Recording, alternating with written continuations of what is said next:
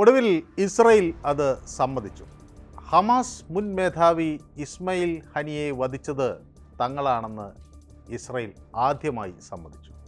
വധിച്ചത് ഇസ്രയേലാണ് എന്ന് എല്ലാവർക്കും അറിയാമായിരുന്നു. പക്ഷേ ഔദ്യോഗികമായി അവർ ഇത് ആദ്യമായാണ് സമ്മതിക്കുന്നത്. സമ്മതിച്ചതാകട്ടെ ഹൂതികൾക്ക് നൽകിയ ഒരു മുന്നറിയിപ്പിലാണ്. കഴിഞ്ഞ ഒരു വർഷമായി കൊല്ലപ്പെട്ട ഹമാസിൻ്റെയും ഹിസ്ബുള്ളയുടെയും നേതാക്കളെ പോലെ ഹൂതികൾക്കും ആ വിധി നേരിടേണ്ടി വരും എന്ന് ഇസ്രായേൽ ഓർമ്മിപ്പിക്കുന്നു.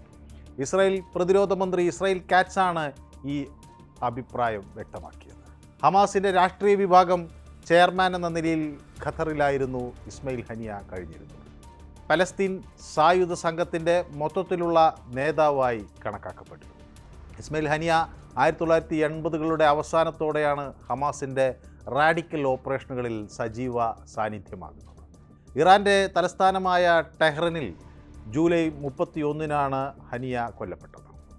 ഇറാൻ്റെ അപ്പോഴത്തെ പുതിയ പ്രസിഡൻറ്റിൻ്റെ സ്ഥാനാരോഹണ ചടങ്ങിൽ പങ്കെടുക്കാനാണ് അവിടെ എത്തിയത്. മസൗദ് പെസേഷ്കിയൻ അദ്ദേഹത്തിന് വളരെ വേണ്ടപ്പെട്ടയാളായിരുന്നു. അപ്പോൾ മസൗദിൻ്റെ സ്ഥാനാരോഹണ ചടങ്ങിൽ പങ്കെടുക്കാൻ അയാൾ അവിടെ എത്തി. ആ ഘട്ടത്തിൽ സ്ഫോടനമുണ്ടായി, കൊല്ലപ്പെട്ടു. ഞങ്ങൾ ഹൂതികൾക്കെതിരെ ശക്തമായി പ്രഹരിക്കും എന്ന് ഇസ്രയേൽ ഓർമ്മപ്പെടുത്തുന്നു. അവരുടെ നേതൃത്വത്തെ ശിരച്ഛേദം ചെയ്യും എന്ന് ഭീഷണിപ്പെടുത്തുന്നു. അതിന് അവർ ചില ഉദാഹരണങ്ങൾ കാണിക്കുകയാണ്. ഇസ്മയിൽ ഹനിയ, യാഹിയ സിൻവാർ, ഹസൻ നസ്രുള്ള. അങ്ങനെ ടെഹ്റാനിലും ഗാസയിലും ലെബനനിലും ഞങ്ങൾ പലരെയും തട്ടിയിട്ടുണ്ടെന്നും അതുപോലെ ചെയ്യുമെന്നും ഇസ്രായേൽ ഓർമ്മിപ്പിക്കുന്നു. അതുപോലെ ഹൊദൈദയിലും സനയിലും ആളുകളെ വകവരുത്താൻ ഒട്ടും പ്രയാസമില്ല എന്നുകൂടി പറഞ്ഞു വയ്ക്കുകയാണ് ഇസ്രായേൽ.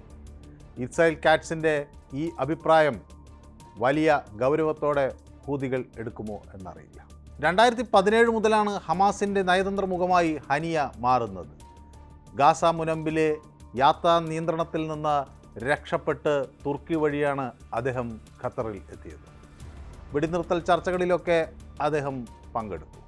ഇറാൻ അടക്കമുള്ള രാജ്യങ്ങളുമായെല്ലാം ഹമാസിൻ്റെ കാര്യങ്ങൾ സംസാരിച്ചിരുന്നത് ഹനിയയാണ്. ഹമാസിനെ അക്രമാസക്തമാക്കുന്നതിൽ ഹനിയയ്ക്ക് ചെറുതല്ലാത്ത ഒരു പങ്കുണ്ട്. 1962 ഹനിയ ജനിച്ചത്. ഗസ അഭയാർത്ഥി ക്യാമ്പായ അൽ-ഷാദിയിലായിരുന്നു വീട്. ആ വീട്ടിൽ ഇസ്രയേൽ ബോംബിട്ടിട്ടുണ്ട്. യുദ്ധവിമാനങ്ങൾ അതിനു മുകളിൽ വട്ടമിട്ട് പറന്നിട്ടുണ്ട്. ഈ വീട് ഹമാസിൻ്റെ മുതിർന്ന നേതാക്കളുടെ മീറ്റിംഗ് പോയിൻ്റാണ് എന്നാണ് ഇസ്രയേൽ ആരോപിച്ചിരുന്നത്.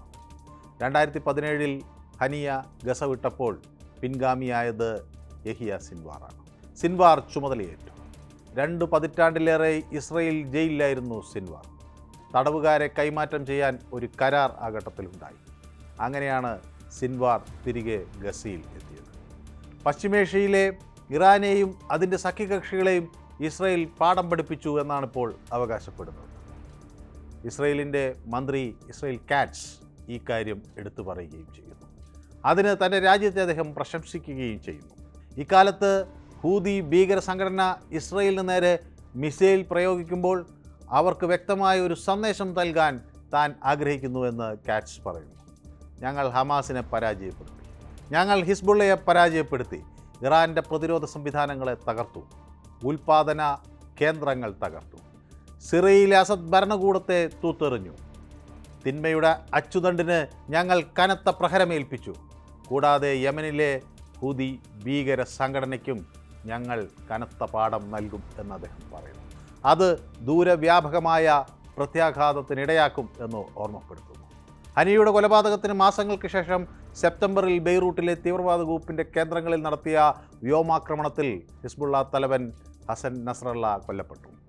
അതിനു പിന്നാലെയാണ് ഹനിയുടെ പിൻഗാമിയായ യാഹ്യ സിൻവാറും ഗസ മുനമ്പിൽ നടന്ന വെടിവയ്പ്പിൽ കൊല്ലപ്പെടുന്നത്.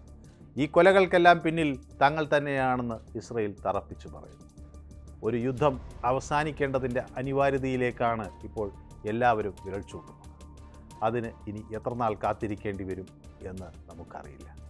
പക്ഷേ ഹൂതികളും ഇസ്രയേലും എല്ലാം കൂട്ടായിരുന്നുള്ള ഒരു ചർച്ചയിലൂടെ പ്രശ്നങ്ങൾ പരിഹരിക്കും എന്ന് നമുക്ക് പ്രത്യാശിക്കാം.